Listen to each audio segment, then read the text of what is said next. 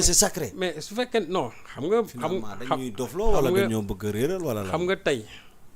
boo xoolee au plan politique les livres saints là li ñuy représenter dans la religion. constitution bi loolu lay représenter dans une république. xam nga tey muy Coran muy Bible. yàlla du la wax ne lii laa ci wax. yow nga nekk imam war a wax nit ñi ñu topp li alxuraan du wax wala yow nga nekk prêtre war a wax li Bible bi wax ngay jaar ca ginnaaw daal ne non saar bi wala verset bi niñ ko bindee non c'est-à-dire lii lañ ci bëgg a wax wala nangam ak nangam di ci joxe ta lecture personnelle.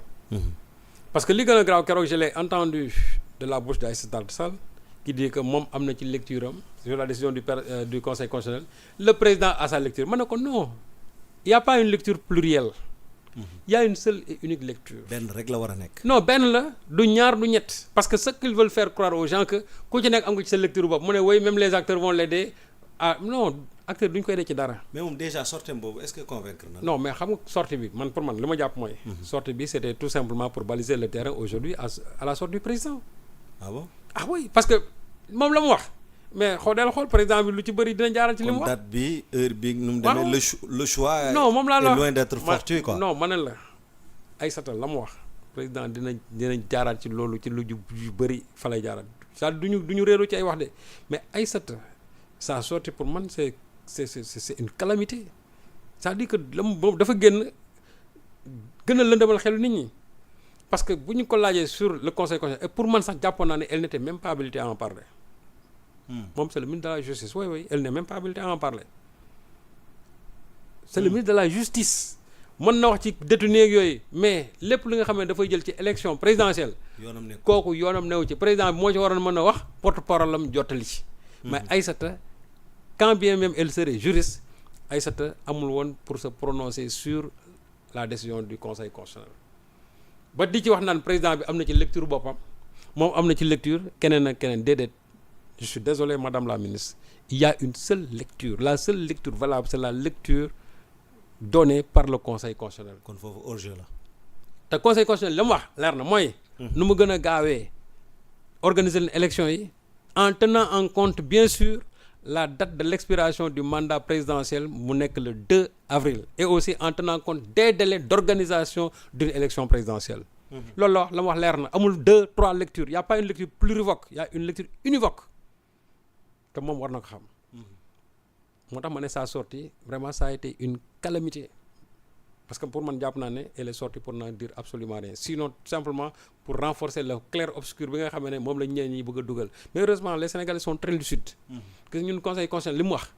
xam nañ ko bu baax a baax kenn duñu dugal nag ci yenn schéma yi ku ci am sa schéma bopp nag yaa xam te li gën a graaw mooy être perdu par ses stratégies tey sax gis naa am ko ne xaw ma parti perdu xaw ma par PDS perdu par ses stratégies mooy PDS ma ne ko mais ñoo xam ñoom bu fekkee ne dañu nekk ci ay stratégies les gens ne sont pas dans des stratégies nit ñi ñu ngi ci le respect de la constitution nañu respecter constitution bi buñ ko respecter vraiment Sénégal jëm kanam. toujours en ce qui concerne la sortie de maître Aïssata Tall Sall bu demee mel ni kuy layal génn di yenn ci ay détenus ñun 8 mois 9 mois 10 mois 1 an nga jékki saay génn nit ki naan ay provisoire la jugé woo ko finalement.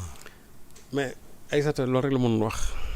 xam nga ne mais xam nga boo nee woy nañ toog déglu nangam ak nangam ce qui est sûr mais y aura jamais de procès ñii y aura jamais de procès Sénégal ñaata liberté provisoire nga fi gis yoo xam ne sont des libertés définitives. mais xam nga benn non man je suis en liberté provisoire. benn ci waaw man je suis en liberté provisoire. dafoo demoon ñu ne la ay liberté provisoire rek. et j'attends un jour à me mettre devant un tribunal. boo waxee loo xam ne ni leer na ma. arrangé wu leen moom mooy jëli tey jii nii rek mën na ngaa pare ñu ne la. xaaral moom la mais et c'est ça le drame dans ce pays. day mel ni dañ lay bàyyi pour di la xoqatal. c'est-à-dire gis nga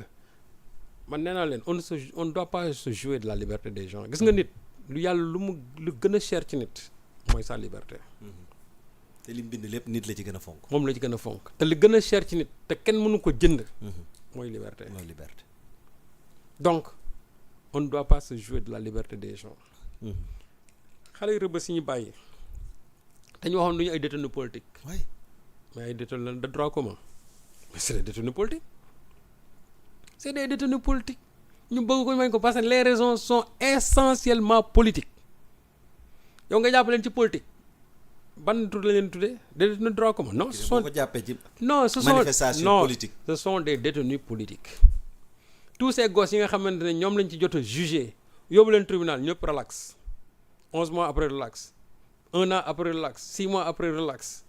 c'est parce que ils se sont rendus compte qu'en réalité xale yi defuñu dara on était dans le cadre tout simplement d'une manifestation moi je n'ai pas dit que ñi jàpp ñëpp amuñu ñu deful dara déedéet am na certainement ay casseurs am na ñoo xam ne yàq nañu waru yàq et cetera bokkoon nañ ci marche waaw mais leneen la leen taxoon jóg très bien donc Mais- su fekkee ne ñooñu identifié nañ leen ñooñu am nañ ay charges yoo xam war nañ ko mën teg ci kaw mais identifié mais woo am na ci ñoo xam ne nii loo ci mën wax ce sont des innocents am ñoo xam ne nii fekkee wuñ sax ils ont été là-bas au mo non xam naa xamul tax parce que man dama ci am sama benn xarit boo xam ne neveu dafa wàcc mécanicien la dafa wàcc di ñibbi fi ñu doon jaar nit ñi fi ñu leen doon dàqee noonu fa lañ ko jàppee fekk ne moom dafa jógee atelier am wàcc di ñibbi parce que booy bi dëkkul sax Dakar xamul comment ça se passe noonu lañ ne ko kirtim jàpp yóbbu man naa d'accord ñu ne bu fekkee ne sur le théâtre des opérations ay nit jàpp nañ leen mais nag boo defee audition ba pare jàpp leen tamit xam nga loolu moo tax audition boo defee audition ba pare yow muy def audition yow xam nga ku def ku deful parce que audition bi loolu la aussi di nga ne kii de il a été là-bas au mauvais moment kii bokk ci nañ ko bàyyi mu dem mais am nga noo leen di auditionné nga xam ndax kii ci manifestant yi la bokkoon wala bokku ci am déet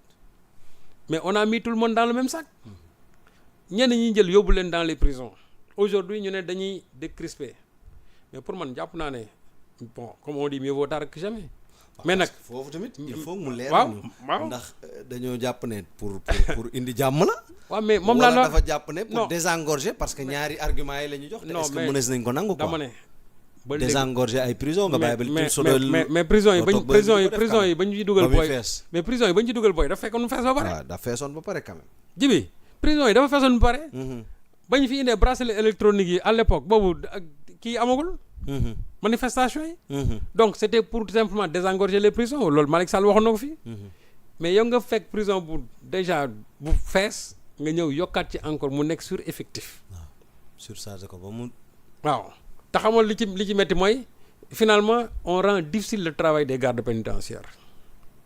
on rend difficile le travail des gardes pénitentiaires xam nga ñenn ñi sax dañuy demoon jàpp ba defee ne sax garde yi ñoom ñu leen dugal foofu alors que non. dañuy dem sax ba di leen mettre en mal avec seen mais- ay doom mais- seen i rak mais- seen i et c'est- et c'est- nijaay et c'est ça le drame famille, et c'est ça le drame j'ai dit que voilà des gens yoo xam ne malheureusement ils travaillent dans ces conditions alors que ñoom li ñuy def c'est un travail c'est-à-dire ils travaillent dans un endroit fermé donc ñoom li ñuy liggéey nit ñi mënuñu ko xam nit ñi xam lu ñuy jàpp mooy ñi xale yi fa ñu nekk ñii ñoo leen di garder yow da ngay def ba defee jàpp ne ña leen di garder finalement ñoom ñoo leen indi foofu alors que ñoom seen liggéey donc ca lañ nekk alors que c'est ci autorité ci kaw ñoom ñoo indi problème bi naa leen chaque fois même boo xoolee sax même policiers yi nga xamante ne ñooy nekk ci mbedd mi ak gendarme yi di xeex ak xale yi duñ ci dara ña nga xamante ne ñoo nekk ca kaw jox leen ay ndigal ñoom lu ci am ñoom a kese mais ña nga xam ne ñoo nekk sur le terrain ils sont obligés parce que ñooñu seen liggéey la ils sont obligés de le faire seen liggéey la donc moo tax ma ne il faut faire de sorte que ñu bañ a dresser ay sénégalais contre d'autres sénégalais parce que jibi fii koo fi gaañ da nga ko faj koo fi rey da nga ko jàlle tout le monde fi ñëpp ay mbokk lañu donc Sénégal bu ma waroon toll sax ci situation bii et li may wax rek on a mis le président dans une situation telle que moom il se rend compte à la fin de son mandat que ne la logique de violence ou de répression bi nga xamante moom lañ ko dugaloon cette logique là ne paye pas logique boobu ça ne paye pas parce que xam nga tax dugal nga nit ñi prison il y a des gens qui ont perdu la vie mais terewul chaque fois que nit ñi bu ñu bëggee revendiquer dinañ dem revendiquer. léegi nag beneen baa ngi noonu. waaw yaa ngi nii gis nga ñu Ngagne Demba